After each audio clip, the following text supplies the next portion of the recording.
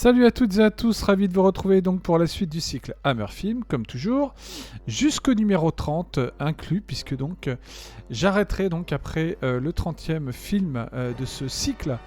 Et évidemment, ça me fera de la peine parce que c'est vraiment quelque chose qui, parmi les vidéos que je tourne, qui m'aura le plus, je dirais, euh, vraiment fait plaisir de communiquer à un public peut-être de non-connaisseurs et qui donc découvrira à travers la richesse de ce studio britannique des véritables pépites de l'épouvante, de l'horreur, du thriller. Et je suis très content de pouvoir vous faire partager quasiment tous les soirs donc un nouveau film.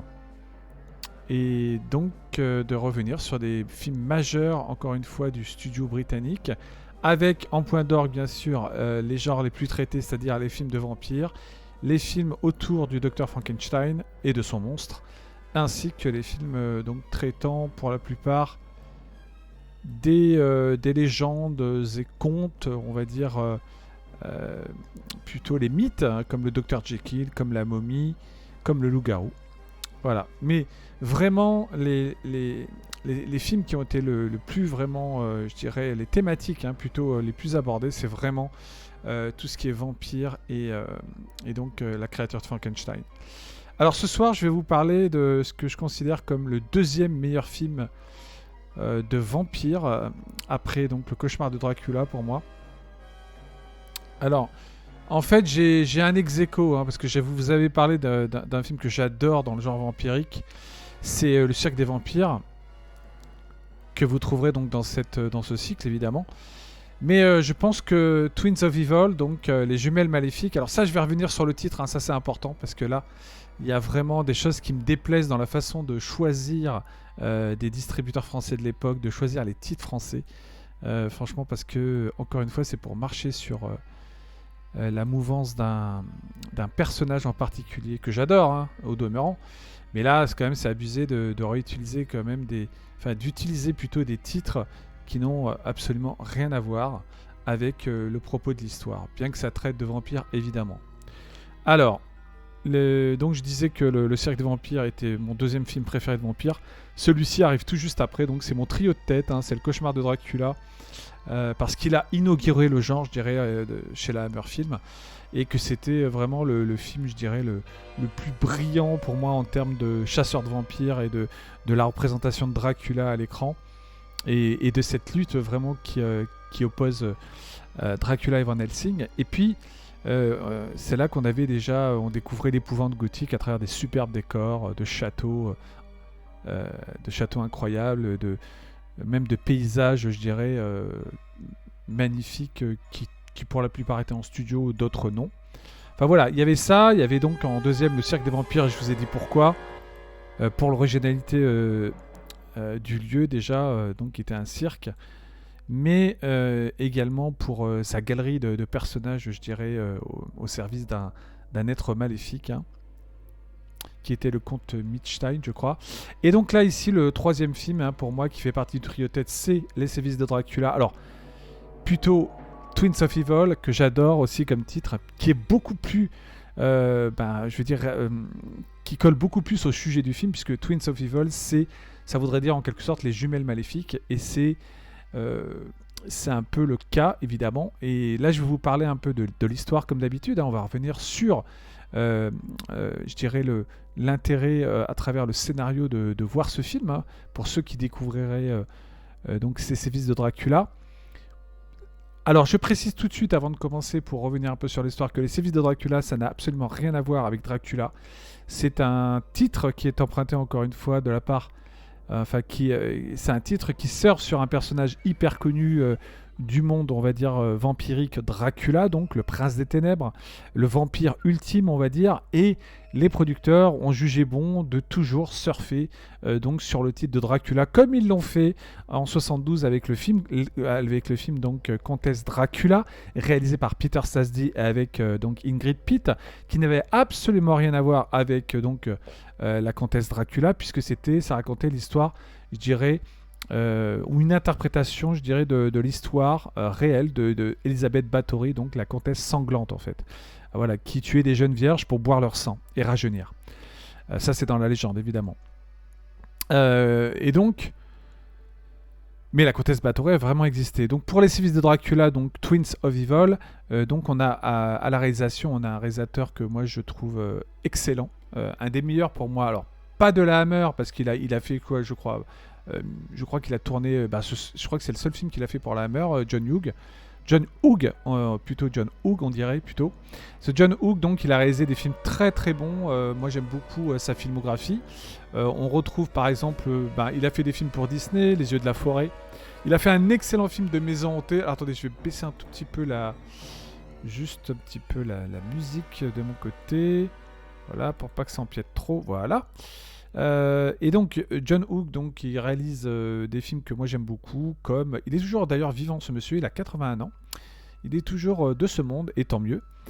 Donc il a réalisé des films comme là, c'était son 3e film, Les Sévices de Dracula, et d'ailleurs c'est le seul film qu'il a fait pour la Hammer.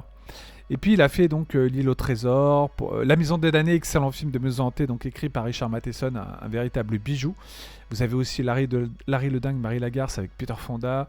Il a fait les 2 films La Montagne ensorcelée, Les Visiteurs d'un autre monde. D'ailleurs avec Peter Cushing, pas Peter Cushing, avec Christopher Lee, celui-là. Et puis Les Yeux de la Forêt, donc un Disney. Incubus, excellent film d'épouvante, moderne celui-ci. Voilà, et puis il a fait des films moins bien sur la fin de sa carrière, puisqu'il a tourné à peu près jusqu'en 2002. Voilà, avec des films comme Hurlement 4, qui était direct to vidéo, enfin voilà, des films. Vraiment, jusqu'au début des années 80, il a commencé John Hughes fin des années 60, jusqu'au début des années 80, c'était vraiment pas mal ce qu'il a fait. Voilà, c'était très intéressant. Donc moi je dirais que ce film avec La Mise en d'année et je dirais ce sont ses 2 meilleurs films et de loin. Pourquoi j'adore les sévices de Dracula? Alors j'ai toujours du mal à dire ce titre français parce que vraiment je le trouve complètement à côté de la plaque. Il n'a absolument rien à voir avec ce qui est raconté dans l'histoire. Ça n'a aucun lien avec le conte Dracula. Voilà. Mais comme je vous l'ai dit, qu'ils surfaient sur le nom de Dracula et qu'ils trouvaient les distributeurs que c'était plus vendeur. Quelque part, ils n'ont pas tort parce que vous auriez appelé ce film Les Jumelles Maléfiques. Peut-être qu'il aurait eu moins de succès. En tout cas, il a marché en Angleterre et donc de son titre anglais Twins of Evil. Mais en France, oui, peut-être que le film aurait moins marché. Enfin, il a marché moyennement. Mais voilà, c'est un film donc de vampires. Je vais vous resituer un peu l'histoire pour vous donner vraiment un peu, je dirais, le ton de ce film, qui est vraiment magnifique. Encore une fois, je vais revenir sur la réalisation qui est vraiment fabuleuse. Alors, donc ça se passe dans l'Europe de l'Est du 19e siècle. Donc les sœurs Gail Horn, 2 magnifiques jumelles sur lesquelles je reviendrai. Ces 2 actrices sont absolument sublimes et vraiment donnent une importance, je dirais, à l'histoire vraiment. C'est-à-dire qu'en fait, elles ont un magnétisme, un charisme vraiment tout de suite. Vous allez le voir dans les images que je vais vous montrer. Elles ont un magnétisme qui se voit, qui est absolument bluffant. C'est-à-dire qu'elles ont vraiment un visage cinématographique. Elles sont vraiment, je trouve, à la fois sensuelles. Donc elles ont ce côté sensuel qu'il faut avoir dans les films de vampires, évidemment, avec donc ce côté envoûtant, etc., qui les habite. Voilà, donc je vais vous mettre donc ceci. On va passer directement donc maintenant aux images du film pour se mettre dans l'ambiance. Et donc je parlais donc de magnétisme, de sensualité, donc on y retrouve évidemment tout ceci. Donc je continue un peu le récit du pitch de l'histoire. Donc ce sont 2 sœurs qui sont orphelines, qui sont recueillies par leur oncle, joué par l'excellentissime et inoubliable Peter Cushing. Qui pour moi est l'autre acteur majeur du studio, bien sûr, de la Hammer. Donc ils sont recueillis par leur oncle qui est puritain, membre d'une secte de fanatiques chasseurs de sorcières. Donc voilà, ici on parle de l'Inquisition. Et vous allez voir que dans ce film de vampire, il y a vraiment les thématiques abordées ne sont pas simplement centrées sur le vampirisme, mais aussi sur justement l'Inquisition quelque part. Sur les sorcières, et puis vous verrez sur les adorateurs de Satan en fait, du diable, puisque donc comme je dis dans l'histoire, donc donc ces deux sœurs jumelles vont rejoindre leur oncle. Et puis, non loin de là, donc vit le comte Karnstein. Vous voyez, absolument rien à voir avec Dracula. Le comte Karnstein, donc dépravé et adorateur du diable. Et donc l'une des sœurs, Maria, elle est scandalisée par l'aristocrate, alors que l'autre, Frida, elle éprouve une certaine fascination pour les libertins. Donc, encore une fois ici, ce qui est intéressant à travers la gémellité dans cette histoire, c'est le fait que donc il va y avoir une sœur qui va être donc plus tournée vers, je dirais, le bien, et puis l'autre vers le mal. Donc il y a encore une histoire de, je dirais, oui, pas Dr. Jekyll et Mr. Hyde, mais encore une fois, vous voyez, une qui est plus, je dirais, vulnérable, sensible par la fascination pour le comte Karnstein.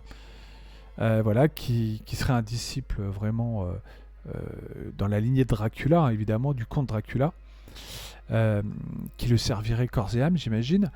Donc, il va y avoir encore donc cette histoire donc, qui fait que l'une des deux sœurs donc, va être envoûtée, attirée par le comte Karnstein.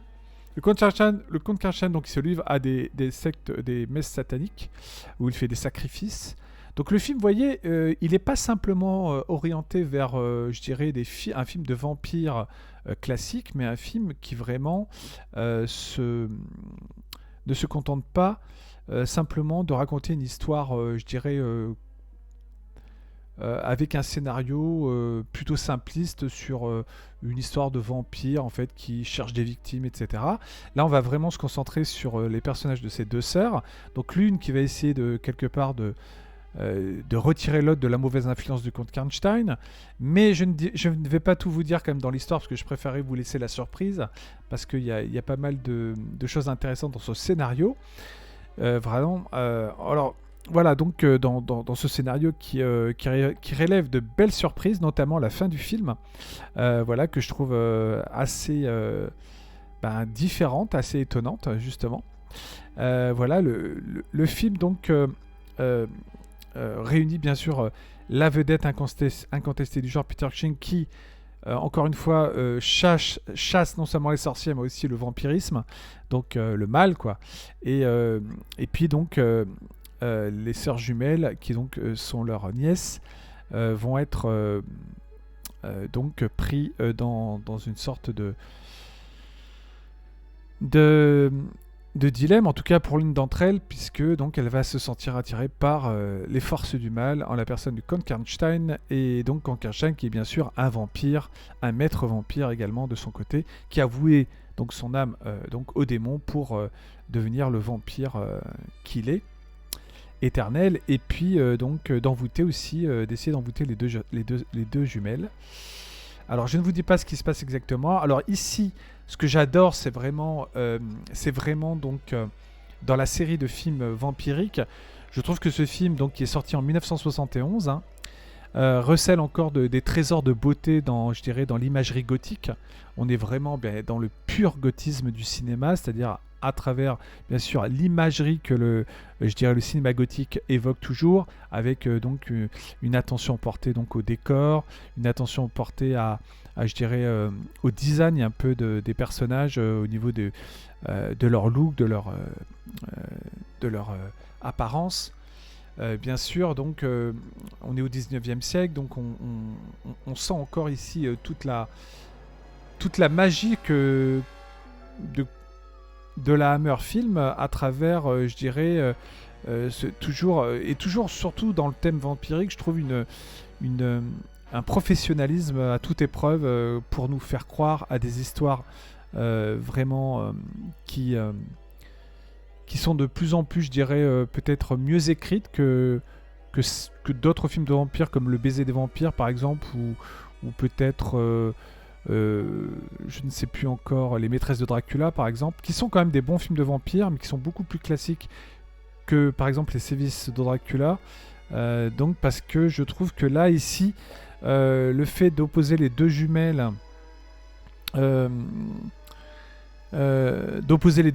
par rapport à, je dirais, l'une attirée par le mal, l'autre reste, je dirais, plutôt donc reste avant tout une personne qui ne veut pas sombrer, je dirais, dans le côté obscur.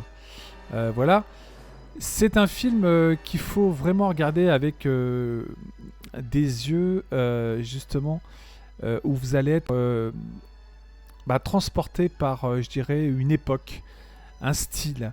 C'est vraiment, c'est ce que j'aime dans les films Hammer, c'est quand je découvre, à chaque film de vampire que je découvrais, ou même film autour du monstre de Frankenstein, pour moi c'était toujours la surprise d'être à chaque fois transporté dans une époque, dans un monde, je dirais, justement, où l'épouvante est de mise, c'est-à-dire qu'en fait, on est tout de suite dans une intrigue où vous allez voir une sorte d'ambiance, une atmosphère particulière, et ça, j'adore.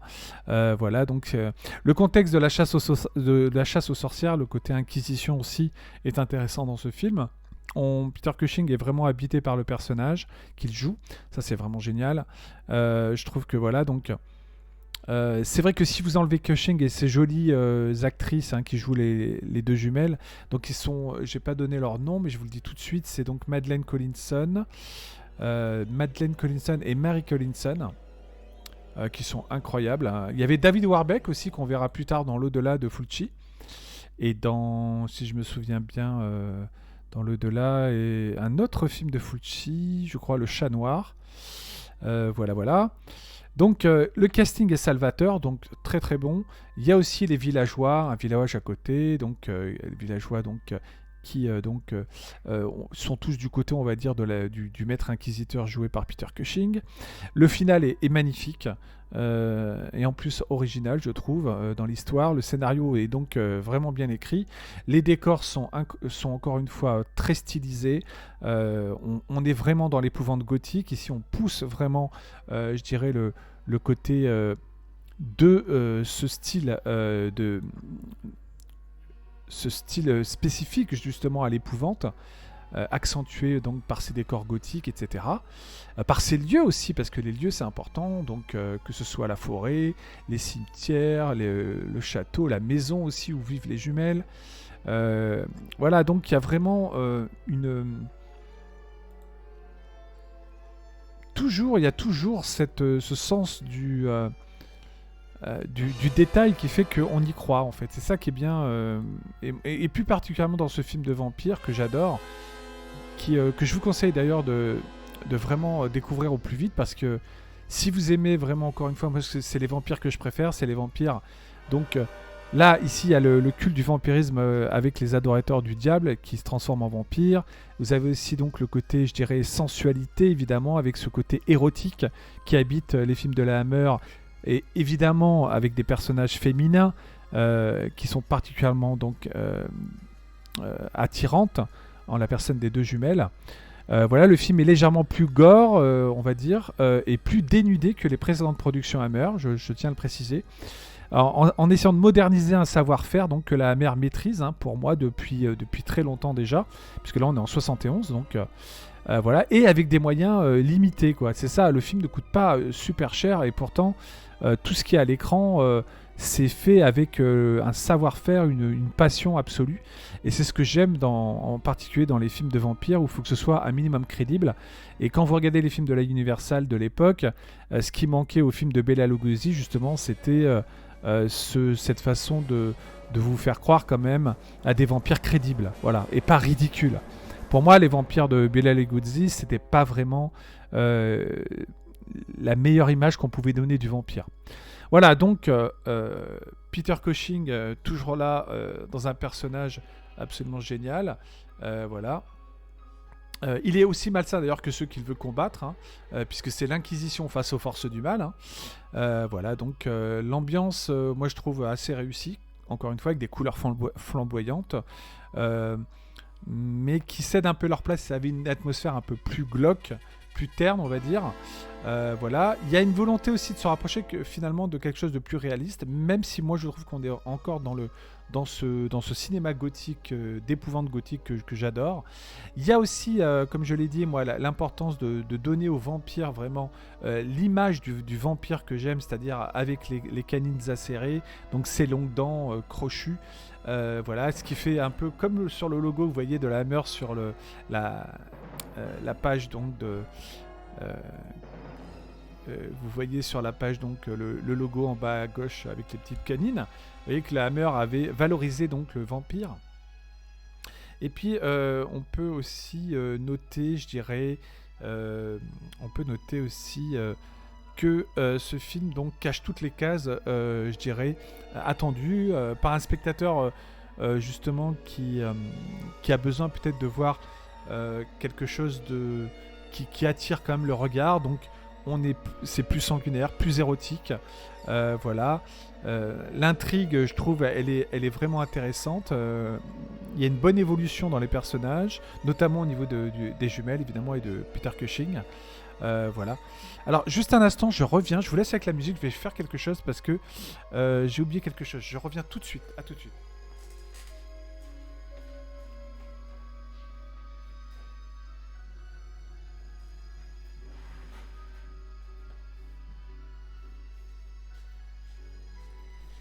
Alors, on reprend, excusez-moi, hein, j'ai dû aller m'occuper de quelque chose rapidement pour ne pas que ça brûle.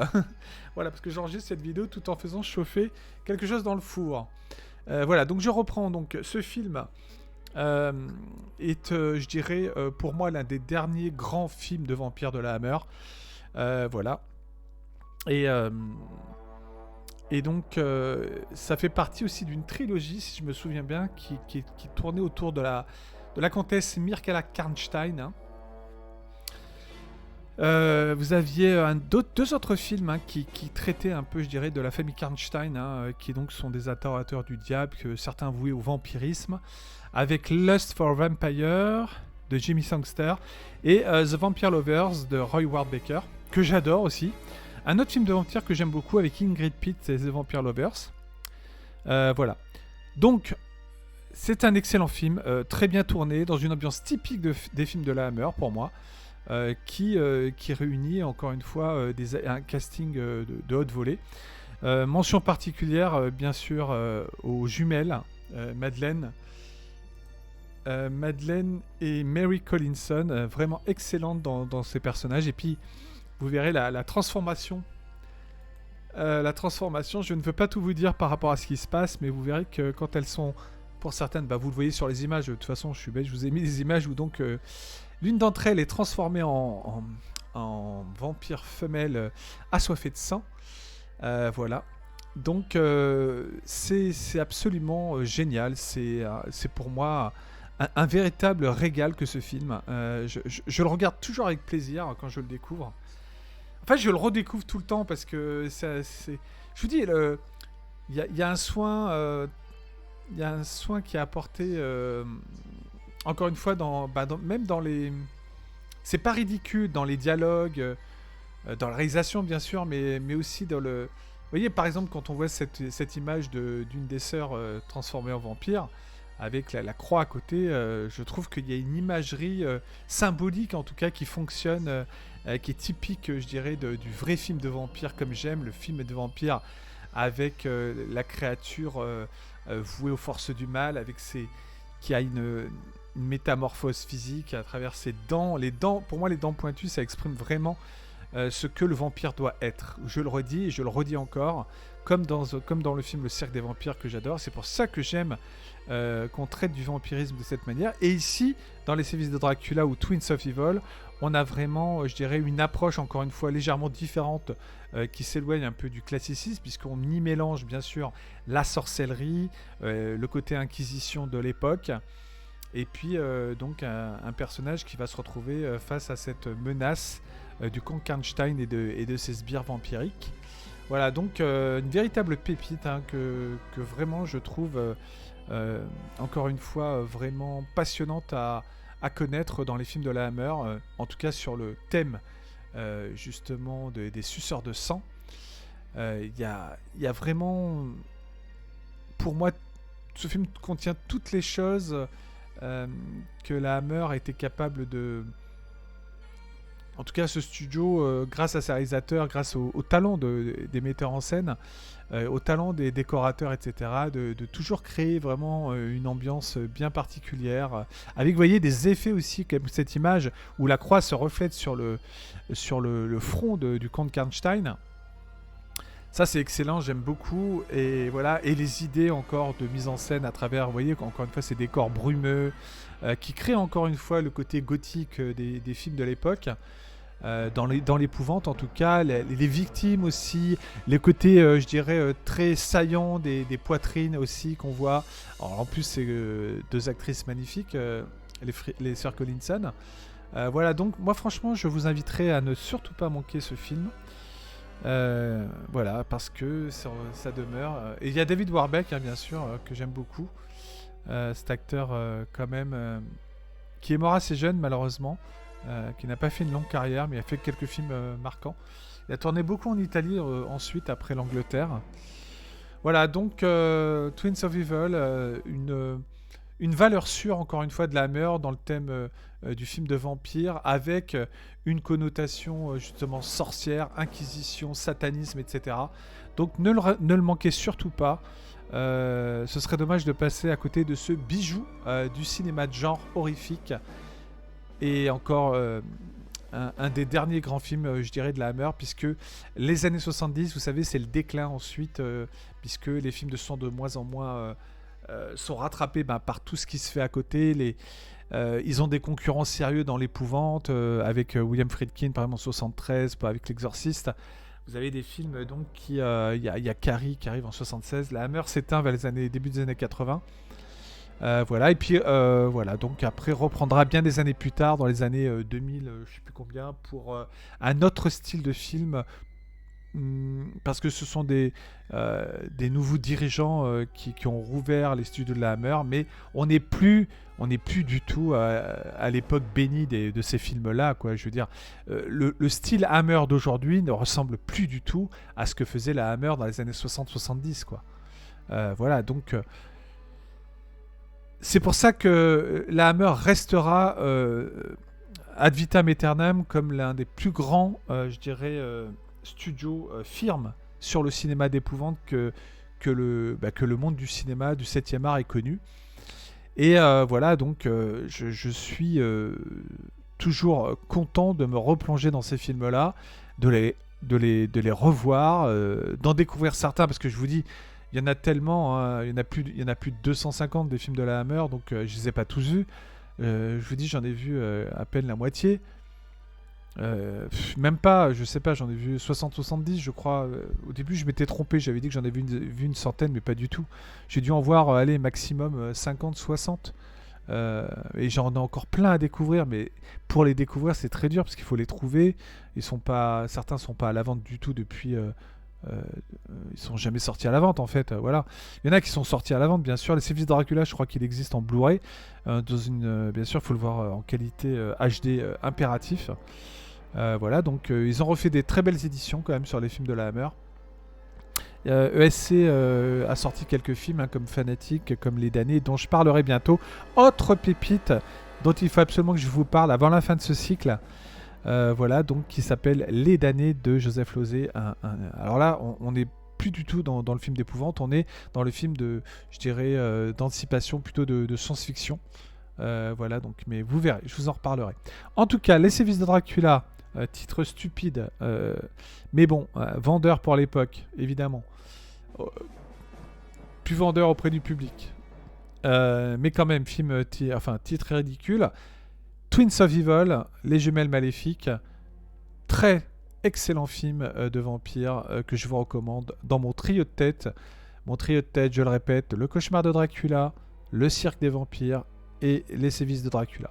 Voilà, mais il y a d'autres films de vampires, je tiens à le signaler, qui sont quand même de très bonne facture. Il n'y a aucun film de vampire pour moi de la Hammer qui est vraiment mauvais. J'en ai pas vu un seul qui est mauvais, je le dis. Pour moi, ils ne sont pas mauvais. C'est vraiment des bons films, voire des films, allez, à la limite moyens, mais jamais mauvais. Je vous dis, même dans les autres genres qu'ils ont pu tourner pour le studio, il n'y a pour moi aucun film qui est mauvais. Voilà, donc voilà, je tenais à le dire. Dans tous les genres, hein, que ce soit quand ils ont abordé le thriller également, le film historique aussi, il faut pas oublier ça. Il y a quasiment pas de film mauvais, quoi. Donc je vous remercie de m'avoir écouté encore une fois. J'espère que ce cycle vous passionne, comme moi j'ai la passion, ou plutôt l'envie de vraiment vous faire partager toutes ces pépites. Et puis on se retrouve pour le numéro 22 très vite. Alors, je vous réserve, je n'ai pas encore choisi le prochain film dont je vais parler, mais ça ne parlera pas de film de vampire cette fois-ci. Ça parlera d'autre chose, de tout à fait autre chose. Encore une fois, la diversité de ce studio qui était capable de surprendre, euh, on va dire, film après film. Voilà, merci de m'avoir écouté. N'oubliez pas le petit pouce en l'air. Merci de suivre, je l'espère, et euh, de faire connaître ce cycle Hammer, parce que c'est pas un cycle évidemment que les gens connaissent. Aujourd'hui, on préfère se tourner vers ce qui est récent. Mais en tout cas, n'hésitez pas à replonger dans les décennies, les grandes décennies du cinéma, parce qu'il faut jamais oublier que ils existent, toutes ces décennies majeures du cinéma, et qu'il faut surtout pas, et je le répète encore une fois, surtout pas oublier ce que le cinéma a apporté bien avant, bien avant, et en mieux en plus par rapport au cinéma d'aujourd'hui. Voilà, et même dans le fantastique et l'épouvante. Bref, d'ailleurs, je vous renvoie sur ma vidéo concernant donc le Festival du film fantastique de Gérardmer, où nous avons fait un constat plutôt alarmant du cinéma fantastique et de ce qu'il est devenu aujourd'hui. Bref, merci à tous. Je vous souhaite une bonne fin de week-end, et puis je vous dis à très vite pour un nouveau classique de la Hammer, et puis un nouveau Retro Movies. Et bien sûr, un nouveau live, très probablement, qui sera lui programmé début mars. Il y en aura 2 au mois de mars, également un autre fin mars, dont je vous réserve la surprise. Bye bye, ciao ciao, bonne soirée à tous.